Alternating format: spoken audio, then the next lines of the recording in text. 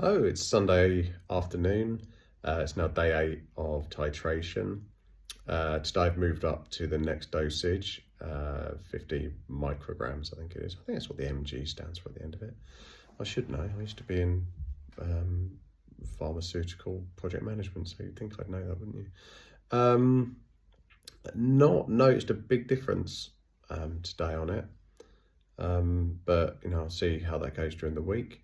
Um, I didn't do a video yesterday. I just didn't get around to it. It was quite a busy day, doing lots of things. But I wanted to. One thing that I did notice yesterday was the real difference between being on the tablets, and that difference between when they're working and when they wear off. Because like something happened yesterday that really, like later in the day, that before I was on medication would really have triggered me, and would probably have sent me into a spiral. But because it came up whilst the medication was still working, I was like, do you know what, this is okay, it's fine, I'm not triggered. I can rationalise it for what it is.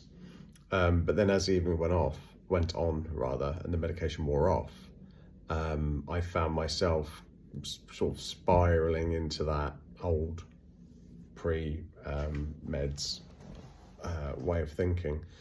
With the onslaught of thoughts and imaginary conversations that you're never going to have, or how you would respond, how I could respond this way, that way, this way, and as the evening wore on, I really that it wasn't pleasant. It didn't feel good. And then this morning, when I woke up, still, I wasn't feeling as bad, but it was still there. And then took the tablets, and lo and behold, I can rationalise it all and see it for what it is. So there is a real difference. You can tell that there's a real difference in how this medication is affecting that. I suppose whether it's executive function or just allowing that clear thought that it's not about allowing things to run out of control, and maintaining a level of control over my thoughts and my thought process and what actions I could or could not take. So that was quite, that became quite, I was starkly aware of it last night. And I had that moment of like, oh, do you know what? I wish these tablets would never wear off. Obviously, aside from never sleeping again, because of the stimulant effect. If they could work something out where it's just like a constant, where you can sleep, that would be amazing. So that would be great. The other thing that came up yesterday, sort of like a little bit of an epiphany for me, was I think earlier in the week or later in the week, I'd seen a post from I don't know if I've already talked about this, maybe I have, from a charity or an organisation I think they're called ADHD UK, and they run regular webinars on different subjects, have guest speakers and such. And I saw one that they were advertising for learning music with ADHD, and it never occurred to me that having ADHD would impact learning a musical instrument. I don't know why it didn't occur to me, because I've obviously, I'm aware of it in terms of, structured learning, and how it's not, it doesn't work for people like me. But I'd never really thought about it with music. So I've owned a guitar for decades. My mum actually bought it for me, and I can't remember whether it was my 18th or my 21st birthday. It's like, I wanted it, really wanted it. Look, it's over there, that nice acoustic guitar there. And I've tried to play it over the years. I've tried, learning from books, tried learning from video, tried learning from, apps, YouTube, everything, you name it. I've tried it, but I've never been able to be either consistent with it or progress. And we all know that if you're not progressing with something as an ADHDer, if you've hit a roadblock, then you will shortly thereafter use interest forevermore. So it was really interesting. So it got me scouring the internet for apps or advice on learning music, learning how to play the guitar, in a way aimed at neurodivergence, ADHDers. And I came across this guy who's got a site where he reviews.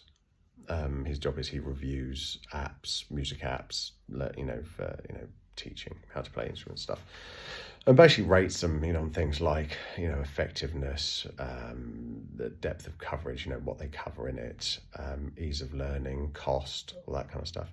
And there was one that he said came out on top. He writes it from the perspective that his wife's ADHD, his son is as well. And anyway, this app breaks it down into a different way of learning. So I thought I'd give it a go. It's one of those that you get like the first lesson's free, and then it's a subscription-based service. So I got it, and I downloaded it, and I did the first lessons, so to speak, and it was amazing.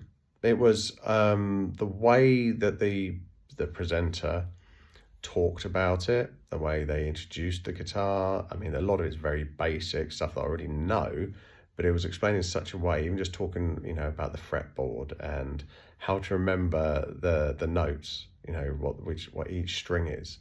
And they had this little, sample exercise where you start with just like using your index finger to hold the strings and such. And then it progressed you to using 3 fingers, all in the space of, one lesson, or one subsection of it. And it was brilliant. I was able to focus on it, repeat it, and then I got up and picked the guitar up, and I remembered the phrasing that they'd used to describe, to recall the notes, and this little exercise, and I could pick it up and I could play it. And that's not something I've ever been able to do. So it's something that I'm thinking I might have a look at subscribing to, because I think we all have that inner rock god in us that we want to pick up an instrument and be able to get a few tunes out of it. So the basic getting to is that if you're ADHD and you've struggled with education, with learning, with retaining information, maintaining interest in something, go online and look for ADHD specific learning techniques, and depending on whatever it is you're interested in, there is a different way to learn. And that was a real eye-opener to me, and I don't know why I'd not thought of it. I don't know why I'd not thought of it before, but there is a way. So I think I'm going to sign up to this, and if I'll give it a go, and see where we are in a few weeks' time, and I might recommend it, I might not. All depends on how it progress. But yeah, that's all. Not much else to say today. So yeah, I'll carry on with these updates. If I miss a day, don't worry, I'm all right. It's just either couldn't be bothered, or I've been too busy, or I've forgotten. So it's I say the medication is not magic, so there's still things that happen. But yeah, I will update in the week.